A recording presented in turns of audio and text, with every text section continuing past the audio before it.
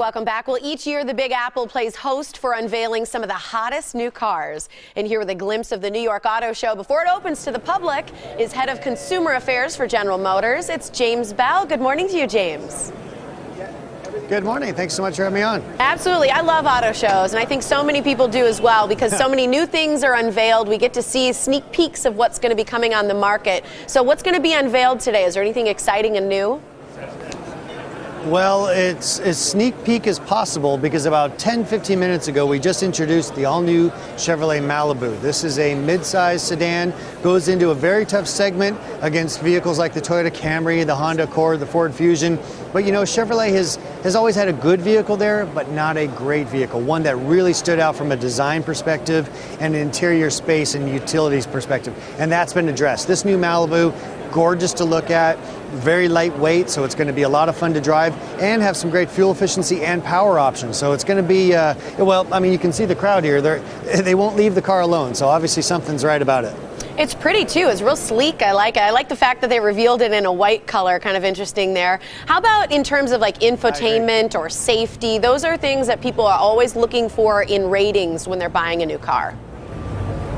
Absolutely. In fact, this new Malibu introduces something that's brand new in the industry. It's called Teen Safety System, and this is a Teen Driver System, sorry, but it's all about safety. Essentially, when you give your teenager a key fob to this vehicle, every time he or she drives it, it will produce a report card. You can set parameters. I don't want the speed to be, if the driver exceeds 75 miles an hour, it will give you a warning about that or actually put a little mark on the report card. The radio won't work until you plug your seatbelt in. I'm glad they didn't have that when I was a kid. But these are all things that are really going to help you develop a great relationship with your teenager when it comes to driving. I think that's really the key point here. While it's a bit of a nanny, so to speak, it really gives you great teaching opportunities to sit back and read this report card and say, okay, you said you're going to drive 20 miles today and you drove 27. What's going on here? And so, you know, I think it's just a great way. If the teenager embraces it well, they get more access to the car. And that's what's important come the weekend. Yeah, I think that's great. We always have driving experts on talking about gauging those privileges, so I think it's a great idea. Right. Are all the cars keyless now? I know you mentioned a fob for that. Is everything you're seeing a keyless start? Very much so. I mean, eventually it's going to be, I think, a standard. We'll look back on keys opening, starting a car as being like a cassette deck, but it's not quite there yet. Get about 80% there, I would say. Okay, how about gas prices? People are still concerned with that. What kind of fuel economy are we seeing? Yeah, you know, fuel prices are kind of funny right now. They were down and then they came up a little bit and they've stabilized, it seems. But I think we all are pretty sure that it's not going to stay that way. So here at the Auto Show, we're seeing some great new options when it comes to fuel efficiency. Tomorrow we're going to introduce a new Chevrolet Spark, which is a small city car. Great fuel efficiency, but still room for people and their stuff. Mercedes-Benz is going to show a new smart car, the Smart 4.2, will be on sale later this year.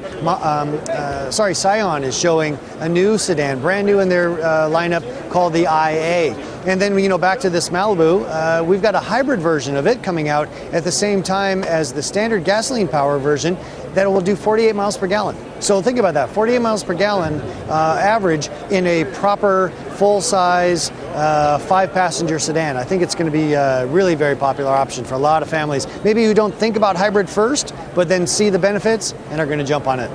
Well, yeah, people are excited to upgrade when they know that in the long run it's going to save them money by having a new vehicle. What's your favorite? Oh, my favorite? I really get excited about this new Cadillac CT6. You know, lightweight, great presence, athletic. It's a kind of the paradigm of what a luxury car once was from Mercedes-Benz or BMW. They were fun to drive cars that were also luxurious. Cadillac kind of got away from that for a couple of decades, but now they're tearing it back away from the Germans. In fact, the German cars, if anything, have gotten a little fat and happy. They're not quite as much fun to drive. Now we're seeing this lightweight but full-size luxury sedan from Cadillac in the CT6. And by the way, it was also introduced in white, so you'll be happy about that. I love that. How about some bigger vehicles? You know, here in the Midwest, we sometimes like to make sure we've got four-wheel drive, whether it's a car or a bigger vehicle or a truck, something like that. Yeah, I mean, because fuel prices have been down a little bit, larger vehicles have been very successful. And I think that's because people look at them and go, wow, there's a lot of great technology on board a larger all-wheel drive or pickup truck or SUV than in the past. I mean, there are better aerodynamics, lighter weight materials, fuel-saving technologies on board, so you can, jump into a new 2015 full-size truck or SUV, even all-wheel drive, and not feel like you're buying something that's going to be a chain around your neck in the future. So yeah, we've got the new Yukon and Silverados and all the trucks and pickups here, really doing a great business, not only for us, but for Ford and Dodge too. So it's really good for the domestic car business. It's great. Yeah, we want to be good to the earth and our economy, but also, great for ourselves too. So thanks so much, James. Oh, it's my pleasure. Thank you. Absolutely.